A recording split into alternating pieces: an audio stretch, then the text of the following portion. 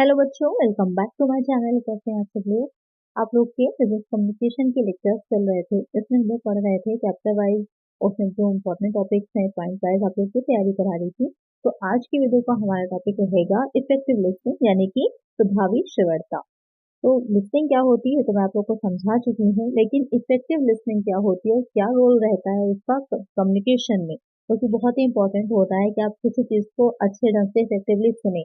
तो क्या कितनी इंपॉर्टेंस होती है, कौन कौन सी चीजें उसमें आवश्यक हैं और कौन कौन सी ऐसी चीजें हैं जो कि उसमें बाधा बनती है, बैरियर का काम करती हैं, वो आज की वीडियो में हम पढ़ेंगे। तो वीडियो को शुरू करते हैं, लेकिन शुरू करने से पहले चैनल को सब्सक्राइब जरूर कर लीजिए और वीडियो अच्छी लगेगी लाइक कर दीजिएगा। किसी और सब्जेक्ट पर आप एमसीक्यूज वीडियो या फिर उसके लेक्चर्स वीडियो चाह रहे हैं तो कमेंट कर दीजिएगा सब्जेक्ट का नाम। तो शुरू करते हैं, समझते हैं कि इफेक्टिव लिसनिंग क्या होती है। तो सबसे पहले, क्योंकि लिसनिंग शब्द क्या है ये समझना इंपॉर्टेंट है। जब तक आप लिसनिंग को अच्छे से नहीं समझेंगे, इफेक्टिव लिसनिंग आपकी समझ में नहीं आनी। तो यहाँ पर जो लिसन शब्द है, लिसन जिसे नॉर्मली बोला जाता है, लिसन शब्द बोला जाता है, तो उसका शाब्दिक अर्थ क्या होता है? ध्यान से सुनना। जब आप किसी दूसरे से कहते हैं या कुछ इंपॉर्टेंट उसको बता रहे होते हैं तो आप क्या कहते हैं? लिसन। क्या मीन्स हो जाता है कि मेरी बात सुनो, मेरी बात ध्यान से सुनो। तो वहां पर लिसन का मीनिंग हो जाता है ध्यान से सुनना। एक आपका हेयर शब्द होता है, उसका भी मीनिंग क्या होता है? सुनना ही होता है। पर दोनों ही शब्दों में क्या होता है, मीनिंग दोनों का सेम ही है, लेकिन अलग अलग जगह पर आप दोनों को यूज करते हैं। तो दोनों शब्द लिसन और हेयर के अर्थ सुनना ही है, लेकिन उसमें डिफरेंस है, अंतर है। अब क्या अंतर है? जब ध्वनि या स्वर कान में पड़ जाते हैं, हेयरिंग होती, यानी कि जब आप जानबूझ करके कुछ सुनना नहीं चाह रहे, आप कहीं पर से निकल रहे हैं या कहीं पर म्यूजिक बज रहा है, आपके कान में वो चीज जा रही है, तो वो आपका हेयरिंग कहलाती है, हेयर कहलाता है, सुनना कहलाता है। जब आपसे कोई स्पेशली कह रहा है कि मेरी बात को ध्यान से सुनो, तो उसे क्या कहा जाता है? वो आपकी लिसनिंग कहलाती है। ये दोनों में डिफरेंस होता है। तो आपको समझ में आ गया होगा कि लिसनिंग क्या है या फिर हेयरिंग क्या है। तो यहाँ पर लिसनिंग और हेयरिंग दोनों शब्दों जो है, या दोनों ही चीजें जो है कि हिंदी अनुवाद सुनना जो है, लेकिन उसमें आपका कहाँ पर किसको यूज करना है, किसका इफेक्ट पड़ता है कम्युनिकेशन पे, किसका ज्यादा नहीं पड़ता, दोनों में ही यहाँ पर अंतर हो जाता है। अब यहाँ पर बेसिक था आपको समझाना कि लिसनिंग क्या होती है और क्यों वो इम्पोर्टेंट है, या मीनिंग उसकी क्या होती है। अब हम चलते हैं लिसनिंग में क्या क्या चीजें इंपॉर्टेंट है और कैसे वो इफेक्टिव बनती है। जैसे कि यहाँ पर आप देख सकते हैं कि निष्कर्ष रूप में हम कह सकते हैं कि श्रवणता एक प्रक्रिया होती है।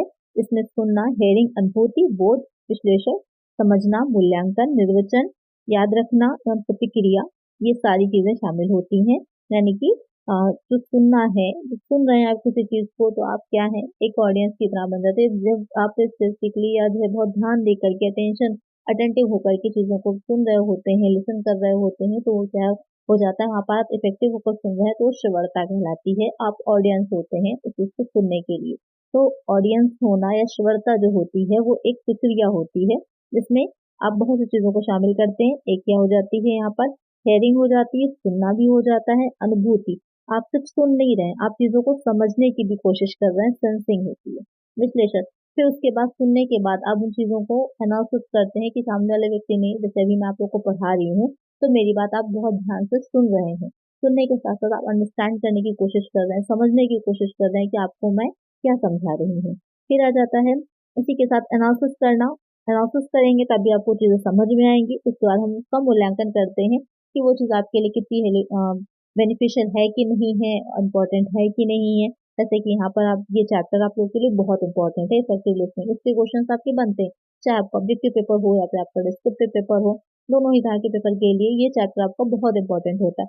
सीधे सीधे यही क्वेश्चन निकल के आ जाता है कि श्रवणता में क्या क्या चीजें शामिल हो जाती हैं। तो यहाँ पर ये 5 चीजें जो दे रखी है, 5 चीजें ही आपके लिए बहुत इंपॉर्टेंट है और 5 चीजें श्रवणता में शामिल होती हैं। फिर आता है निर्वचन। निर्वचन में इंटरप्राइजिंग, इंटरप्रिटेटिंग है, और याद रखना, रिमेम्बरिंग। अब आप उसको मूल्यांकन करते हैं, फिर उसका निर्वचन करते हैं, फिर उसको आप रिमेम्बर करते हैं। जो आपने सुना वो आपके दिमाग में रह जाता है। काफी हद तक बहुत सी चीजें जो होती हैं हम लोग सुन सुनकर ही याद कर लेते हैं।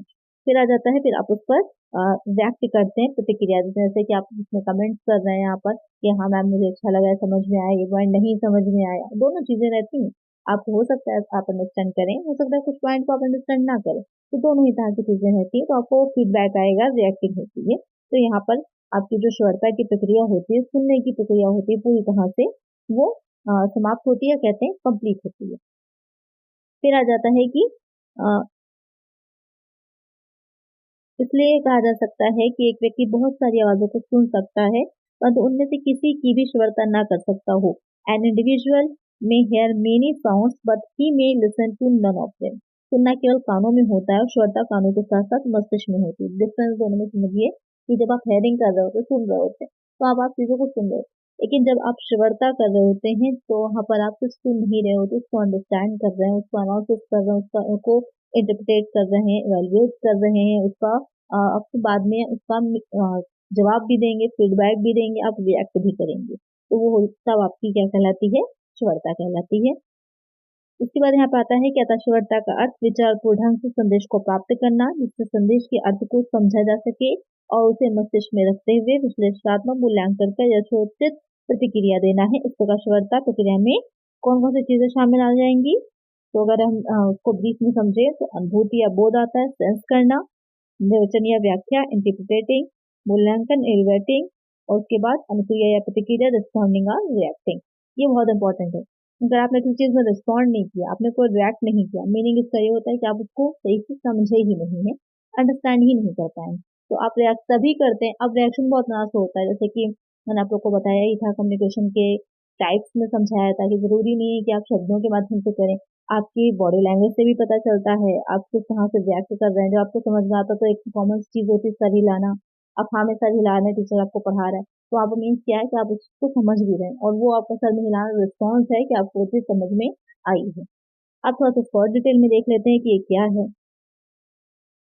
अनुभूति या बोध सेंसिंग में इस संदेश सूचना की प्राप्ति, सुनना, देखना और नाड़ी संबंधी क्रियाएं यानी कि न्यूरल एक्टिविटी करना शामिल होता है। जब आपको सेंस हो रहा है मतलब मीन्स आपको जो भी चीजें पता चल रही है, जो भी इंफॉर्मेशन मिल रही है, आप उसको समझ रहे हैं और मेंटली मस्तिष्क में आप उसको एनालाइज कर रहे हैं, एनालिसिस कर रहे हैं उसका।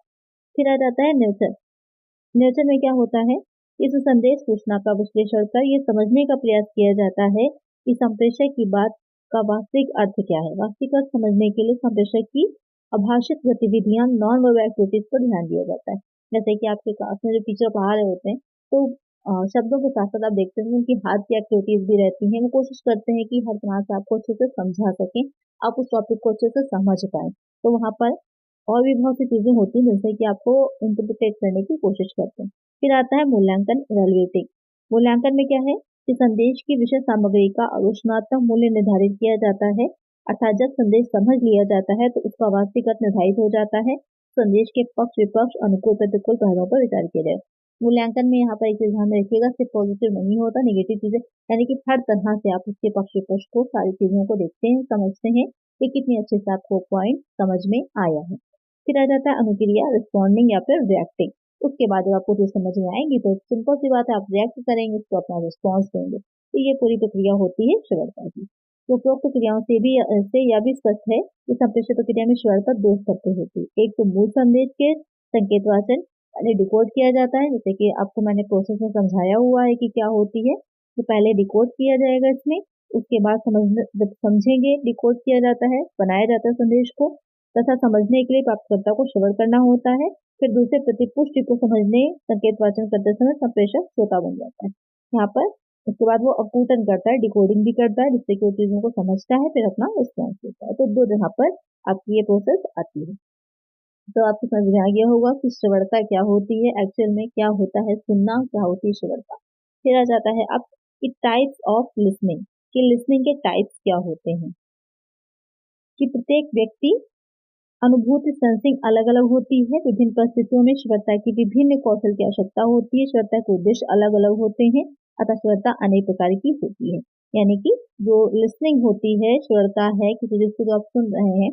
सुनना एक नॉर्मल भाषा में शब्द हो जाएगा, जब आप कम्युनिकेशन की बात कर रहे हैं तो यहाँ पर आप श्रवणता वर्ड ही यूज करते हैं। तो जब श्रवणता होती है, लिसनिंग होती है, तो कई टाइप्स की रहती है क्योंकि आप अलग अलग तरीके से चीजों को समझ रहे हैं। तो यहाँ पर एक्टिव लिसनिंग होती है, प्रिटेंडिंग लिसनिंग होगी, पैसिव लिसनिंग होती है, एम्पैथिक लिसनिंग है, कंटेंट लिसनिंग है। ये कई टाइप्स की होती है। अब इसके अंदर क्या क्या चीजें हैं, ये किस तरह की होती है, ये इसे हम नेक्स्ट इसकी जो वीडियो आएगी तो उस पार्ट में इसको और डिटेल में समझेंगे।